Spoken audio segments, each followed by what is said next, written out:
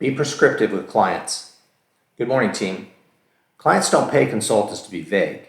They pay us to bring clarity and direction.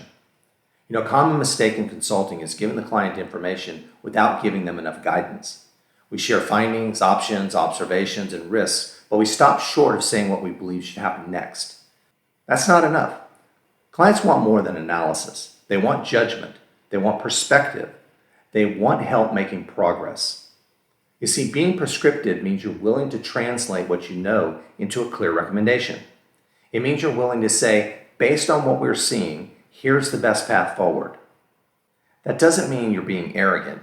It doesn't mean you're ignoring the client's context. It means you're doing the hard work of thinking through the options and helping the client move forward with a decision.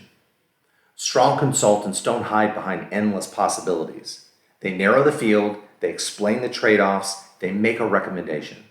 They tell the client what action is needed and why. That's where real value starts to show up. A vague consultant creates more work for the client. A prescriptive consultant creates clarity. This matters in meetings, in emails, in decks, and in day-to-day conversations. Don't just describe the issue. Tell them what you recommend.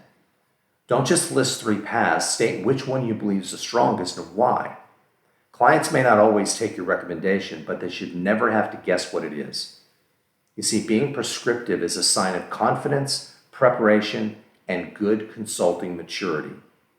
This week, challenge yourself to move beyond reporting and into advising. Bring a point of view, bring a recommendation, help your client move forward. Here's your call to action.